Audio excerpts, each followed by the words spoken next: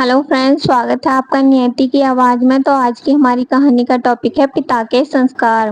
क्या बना रही हो? राजू की माँ हलवे की मनमोहक सुगंध लेते हुए रामप्रसाद जी रसोई घर में आए तो उनकी पत्नी बोली, राजू इंटरव्यू देने गया है ना? बस पहुंचता ही होगा। मुझे पूरा यकीन है कि आज उसे नौकरी मिल ही जाएगी। फिर हम मंदिर जाकर भगवान को भोग लगाएंगे।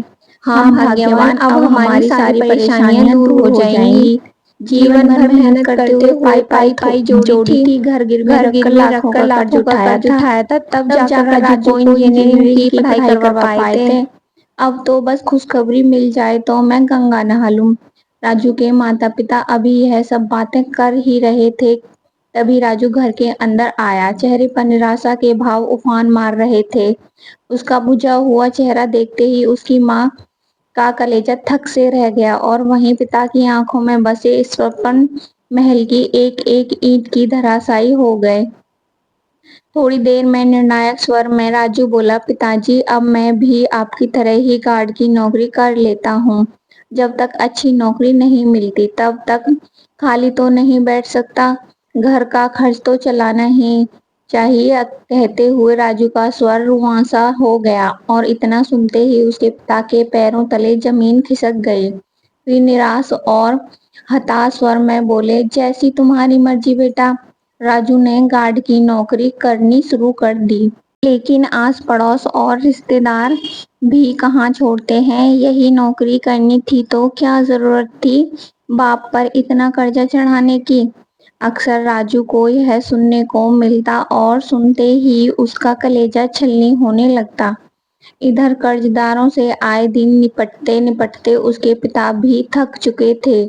अपने बूढ़े माता पिता का व्यथित चेहरा देखकर उसका दिल बैठने लगता। रह रहकर सोचने लगता, क्या फायदा ऐसी जिंदगी का जो अपने माता पिता को परेशानियों से भी न उबार सकूं। जिंदगी से हताश होकर उसने ठान लिया कि अब वह अपने जीवन लीला समाप्त कर देगा और यह सोचकर वह घर से निकल गया।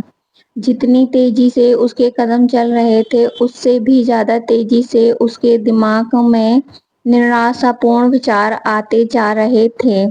लेकिन अपनी जिंदगी समाप्त करने का उसे कोई तरीका सूझ नहीं रहा था। सोचने लगा था कि किसी बिल्डिंग से छलांग लगा दूं, पर अगले ही पल विचार आता कि अगर गंभीर चोट लग गई और जीवित रह गया तो माता पिता के सर पर पूरी तरह से बोझ बनकर रह जाऊंगा।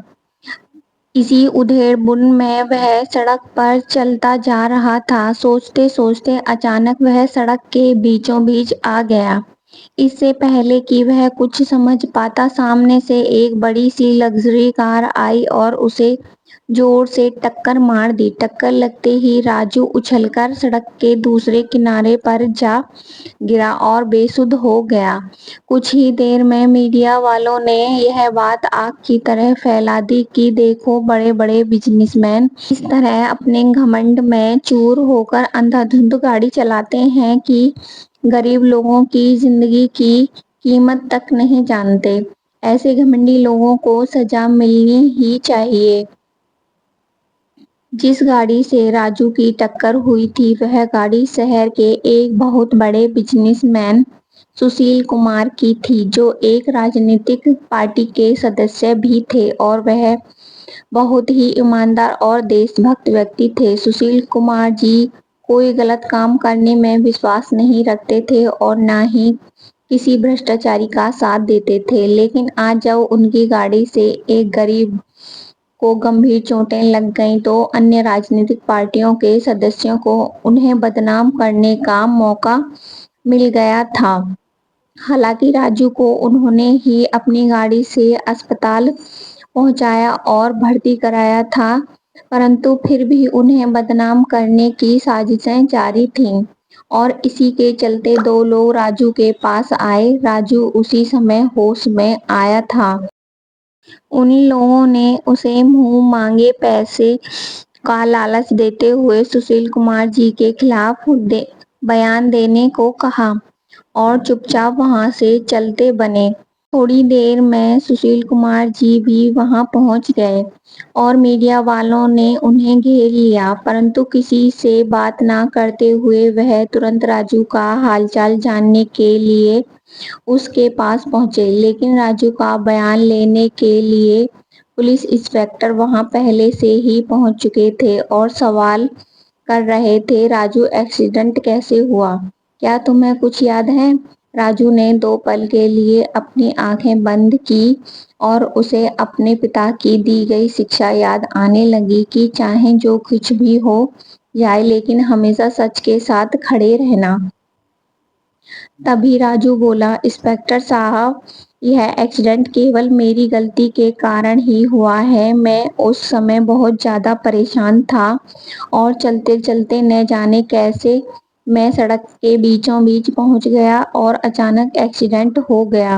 राजू, एक बार फिर सोच लो, कहीं तुम यह बात किसी के प्रभाव में आकर तो नहीं कह रहे ना, क्योंकि अगर गलती तुम्हारी हुई तो हॉस्पिटल का भुगतान भी तुम्हें ही करना पड़ेगा। पुलिस इंस्पेक्टर ने कहा तो राजू बोला, सर, मेरे माता पिता ने हमेशा मुझे सच बोलना ही सिखाया है, इसलिए मैं आज भी सच ही बोलूंगा। इससे किसी की कोई गलती नहीं है। अस्पताल में पड़े राजू से मिलने के लिए सारे रिश्तेदार भी आने लगे और सभी ने राजू के फैसले की निंदा करते हुए उसे बेवकूफ बताया, क्योंकि आज उसके पास मौका था कि वह इतने बड़े बिजनेसमैन से हर्जाना लेकर अपना कर्ज उतार सकता था, लेकिन उसने ऐसा ना करके अपने ही पैर पर कुल्हाड़ी मारी है। राजू के बयान पर सुशील कुमार जी को निर्दोष करार दे दिया गया, लेकिन जब उसकी अस्पताल से छुट्टी हुई तो राजू और उसके माता पिता चिंता में पड़ गए कि बिल का भुगतान कैसे करेंगे। लेकिन पूछने पर पता चला कि बिल तो पहले ही भरा जा चुका था। 15 दिन अस्पताल में बिताने के बाद राजू अपनी माता पिता के साथ घर लौट आया, लेकिन अब फिर से वही परेशानी थी कि आखिर घर का खर्चा कैसे चलाया जाए। तभी अचानक वही कार राजू के घर के बाहर आकर रुकी, जिस कार से राजू का एक्सीडेंट हुआ था। इतनी बड़ी कार देखकर आस पड़ोस के लोग भी हैरान रह गए। सुशील कुमार जी उस गाड़ी से निकले और राजू से मिलने के लिए उसके घर। इतने बड़े व्यक्ति को अपने छोटे से घर में आया देख राजू के माता पिता हड़बड़ा गए। तभी सुशील कुमार जी राजू के पास रखी पुरानी सी कुर्सी पर बड़ी सहजता के साथ बैठ गए और बोले, राजू, तुम्हारी ईमानदारी देखकर मुझे बहुत अच्छा लगा। मेरे बिजनेस को संभालने के लिए मुझे तुम जैसे ईमानदार व्यक्ति की ही तलाश थी। मैं चाहता हूँ कि तुम मेरी कंपनी में मैनेजर के तौर पर काम करो। यह बात सुनते ही राजू के चेहरे पर मुस्कान आ गई और उसके माता पिता की तो खुशी का ठिकाना ना रहा। तभी राजू के हाथों में 10 लाख रुपए का चेक पकड़ाते हुए सुशील कुमार जी बोले, यह मेरी तरफ से तुम्हारी ईमानदारी का इनाम है। पूरी तरह से ठीक होने के बाद तुम नौकरी ज्वाइन कर लेना। अच्छी तनख्वाह के साथ तुम्हें कंपनी की तरफ से फ्लैट और गाड़ी भी दी जाएगी।